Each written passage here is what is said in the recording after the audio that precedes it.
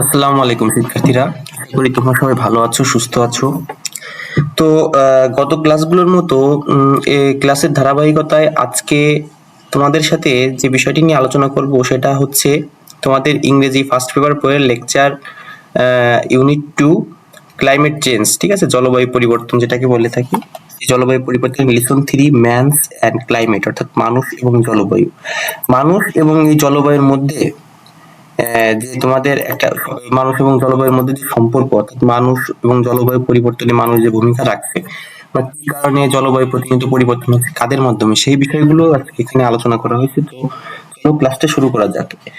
এখানে বলা হয়েছে যে human can neither change the sun's radiation, অর্থাৎ মানুষ চাইলেই সূর্যের যে বিকিরণ সেটা সে রোধ করতে পারবে না বা পরিবর্তন করতে পারবে না। ঠিক আছে, চেঞ্জ মানে এখানে পরিবর্তন করা বোঝাচ্ছে। সূর্যের যে আলো আসে সূর্য থেকে সেটা সে পরিবর্তন করতে পারবে না। নর the earth orbit around the sun, অর্থাৎ আহ, তোমার পৃথিবীর যে কক্ষপথ আছে, যে সূর্যের চারপাশে পৃথিবীর যে কক্ষপথ, যে কক্ষপথে পৃথিবী মানে আহ্নিক গতি এবং বার্ষিক গতির পরিবর্তনের কারণে ঋতুর পরিবর্তন হয় বা পৃথিবী মানে একটা বছর অতিক্রম করে, সেই জিনিসগুলো মানুষ চাইলে পরিবর্তন করতে পারবে না। ঠিক আছে, কি এখানে কি বলছে, but they can control the increase in the amount of greenhouse gases and its effect on the atmosphere. হ্যাঁ, কিন্তু তারা কি পারবে, তারা কন্ট্রোল করতে পারবে, মানে যে পরিমাণ গ্রিন হাউস গ্যাস বৃদ্ধি পাচ্ছে প্রতিদিন, সেই গ্রিন হাউস গ্যাসটা সে তারা কন্ট্রোল করতে পারবে এবং এর যে প্রভাব অ্যাটমসফিয়ার, অর্থাৎ অ্যাটমসফিয়ার মানে হচ্ছে বায়ুমণ্ডল, বায়ুমণ্ডলে এর যে প্রভাব, সেই প্রভাবটা তারা কি করতে, নিয়ন্ত্রণ করতে পারবে। ঠিক আছে,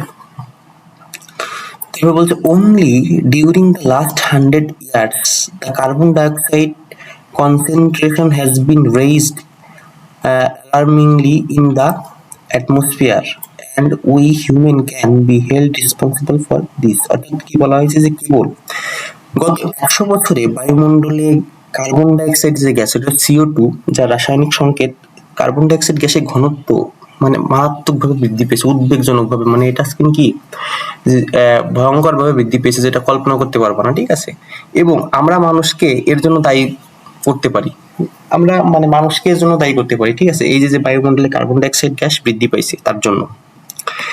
তো আসো নিচে আসো, কি বলা হয়েছে যে the main cause of increase in carbon dioxide,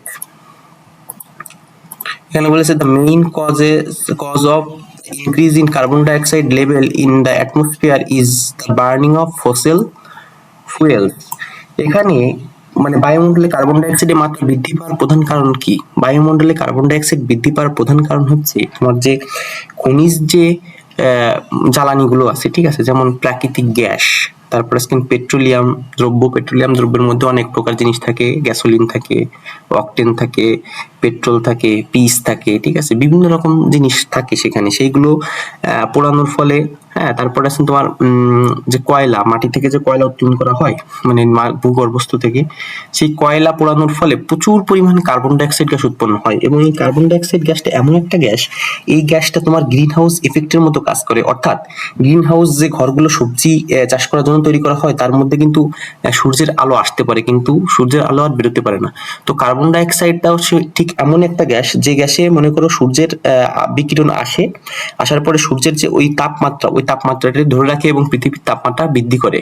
তো এই কারণে হচ্ছে কার্বন ডাইঅক্সাইড গ্যাসটা খুবই ক্ষতিকর। ঠিক আছে, আচ্ছা এবার দেখি আমরা, since the end of 19th century, অর্থাৎ 19 শতকের শেষের দিক থেকে ইন্ডাস্ট্রিয়াল অ্যাক্টিভিটিস, শিল্প মানে কার্যক্রম ইনক্রিজড র্যাপিডলি, মানে খুব দ্রুত বৃদ্ধি পেয়েছে, giving rise to many factories, অর্থাৎ অনেক কারখানার জন্ম দিয়েছে। 19 শতকের পর থেকে ইন্ডাস্ট্রিয়াল যে অ্যাক্টিভিটিস, ঠিক আছে, সেই ইন্ডাস্ট্রিয়াল অ্যাক্টিভিটিস গুলো প্রচুর পরিমাণে বৃদ্ধি পায়। অর্থাৎ 19 শতকের আগে যে মানে তোমার যন্ত্রপাতির আবিষ্কার তেমন একটা ছিল না, সেটা আসছেন তোমার হতো, অর্থাৎ পারিবারিক ভাবে সুতা চাষ মানে সুতা উৎপাদন করা হতো, ঠিক আছে, পোশাক উৎপাদন করা হতো বা মৃৎশিল্পর বিকাশ হয়েছিল, তখন আস্তে আস্তে তোমার লৌহ শিল্পের বিকাশ হয় এবং ব্রোঞ্জ ধাতু এই এই জিনিসগুলো বিকশিত হতে হতে একটা সময় বাষ্প ইঞ্জিন আবিষ্কৃত হয় বিভিন্নভাবে।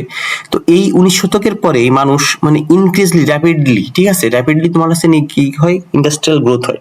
ইন্ডাস্ট্রিয়াল মানুষের শিল্প মানে মানুষের যে মানে কর্মকাণ্ড, সেটা ব্যক্তি এবং পারিবারিক বা তোমার যে দাতব্য যে প্রতিষ্ঠানগুলো ছিল, অর্থাৎ ব্যক্তি কেন্দ্রিক পার্সোনাল, সেইগুলো আস্তে আস্তে বড় আকার ধারণ করে, ঠিক আছে, ইন্ডাস্ট্রিয়াল অ্যাক্টিভিটি শুরু হয়।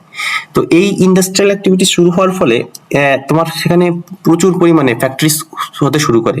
হ্যাঁ, এবং এই ফ্যাক্টরিজ গুলোতে কি হয়, দিস ফ্যাক্টরিজ রিকোয়ার্ডেড এনার্জি, অর্থাৎ এই কারখানাগুলো প্রয়োজন শক্তি, অর্থাৎ কারখানায় কোনো দ্রব্য উৎপাদন করতে হলে অবশ্যই শক্তির প্রয়োজন, ঠিক আছে, which was produce through the combustions of fuel, combustions of coal. ঠিক আছে, এখানে কি বলছে যে এই যে ফ্যাক্টরিগুলো, এই ফ্যাক্টরিগুলোতে কি শক্তির প্রয়োজন হয়, ঠিক আছে, কোনো জিনিস উৎপন্ন, এবং এই শক্তি তারা কোথা থেকে পায়, এই শক্তি তারা পায় কয়লা দহনের মাধ্যমে। কোল মানে এখানে কয়লা, ঠিক আছে, কয়লা জিনিসটা আজকে কি, এই কয়লা সম্পর্কে আমি একটু বলি যে অনেক আগে, ঠিক আছে, অনেক আগে পৃথিবীর উপরে যে গাছপালাগুলো ছিল, ঠিক আছে, ভৌগোলিক পরিবর্তনের ফলে এই গাছপালাগুলো মাটির নিচে চাপা পড়ে যায়।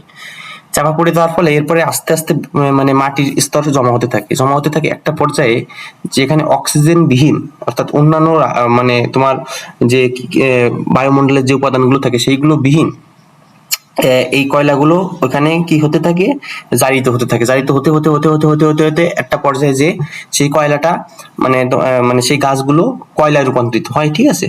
এই কয়লায় রূপান্তরিত হওয়ার ফলে এই কয়লা তখন জীবাশ্ম জ্বালানিতে পরিণত হয়ে যায়, অর্থাৎ ওই গাছগুলো জীবাশ্ম জ্বালানিতে পরিণত হয়ে যায়, এবং এই কয়লা তোমার চারকোলের মতো কাজ করে, অর্থাৎ এই কয়লা যখন তুমি উঠায় তুমি কয়লা আগুন ধরাবা, তখন এই আগুনটা অনেক সময় থাকে, ঠিক আছে। এটা আছেন তোমার বাষ্পীয় যে ইঞ্জিন আছে বা তোমার মানে যে হিটিং যে ইঞ্জিনগুলো, সেই ইঞ্জিনগুলোতে এই কয়লা ব্যবহার করে শক্তি উৎপাদন করা হয়, ঠিক আছে, সেটা বিদ্যুৎ উৎপাদন করা হয়ে থাকে।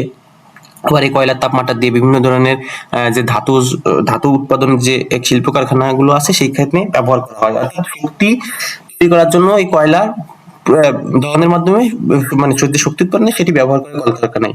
বিসাইডস কোল অর্থাৎ কয়লার বাইরে other sources of energy such as mineral oil অর্থাৎ খনিজ তেল and natural gas were also burn to heat our houses, run cars and aeroplanes to produce electricity.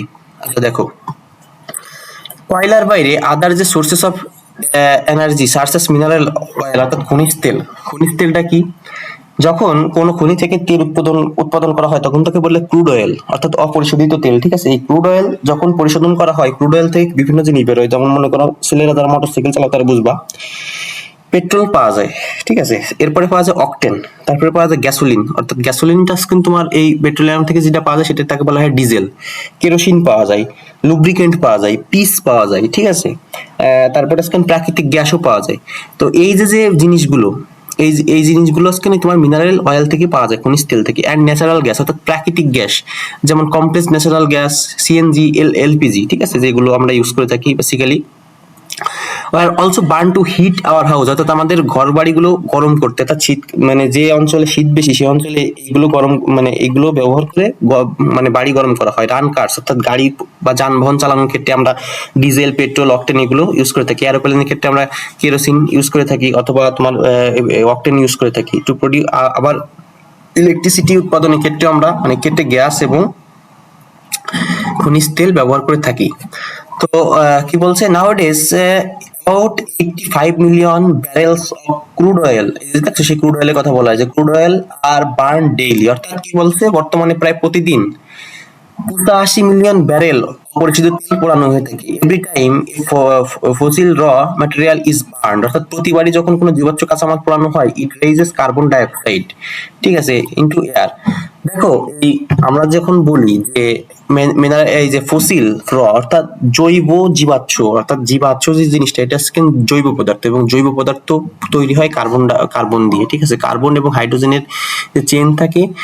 অর্থাৎ তোমরা যারা 9-10 পড়ো তারা ওই যে ইথিলিন, অ্যাসিটিলিন, এরকম কিছু একটা সংকেত আছে, বুঝছো? মানে তোমরা বুঝবা, ওই যে জৈব যৌগ যে অধ্যায়টা আছে রসায়নের, তো ওইখানে বিষয়টা আজকে কি, এই যে জৈব পদার্থগুলো বা জৈব জ্বালানিগুলো, এইগুলো হচ্ছে তোমার কার্বনের মানে বন্ধনের মাধ্যমে তৈরি হয়ে থাকে। তো যখন এই জিনিসগুলো অক্সিজেনের মানে উপস্থিতিতে পোড়ানো হয়, তখন এগুলো রাসায়নিক পরিবর্তনের মাধ্যমে কার্বন ডাই অক্সাইড এবং জলীয় বাষ্প সহ অন্যান্য অনেক ক্ষতিকর পদার্থ উৎপাদন করে। তার মধ্যে অন্যতম একটা ক্ষতিকর পদার্থ হচ্ছে কার্বন ডাই অক্সাইড, ঠিক আছে?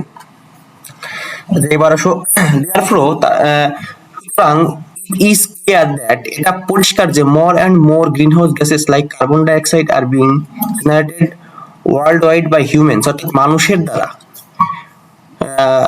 দ্বারা কার্বন ডাই অক্সাইডের মতো অনেক মানে বেশি গ্রিন হাউস গ্যাস উৎপাদিত হচ্ছে। শুধু গ্রিন হাউস গ্যাস বলতে যে কার্বন ডাই অক্সাইড বিষয়টা এরকম না, গ্রিন হাউস গ্যাস বলতেছে ক্লোরোফ্লোরোকার্বন আছে, গ্রিন হাউস গ্যাস বলতে নাইট্রিক অক্সাইড আছে, ঠিক আছে? গ্রিন হাউস গ্যাস বলতে তোমার হচ্ছে এই যে বিভিন্ন ধরনের জৈব যৌগ, ঠিক আছে?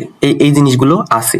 তো এই জিনিসগুলো মানে কারা তৈরি করতেছে? মানুষের যথেচ্ছ ব্যবহার এবং মানুষের কর্মকাণ্ডের ফলে এই গ্যাসগুলো তৈরি হচ্ছে। মরেভার, তদুপরি we are also extending the greenhouse effect by deforestation, which means cutting down trees.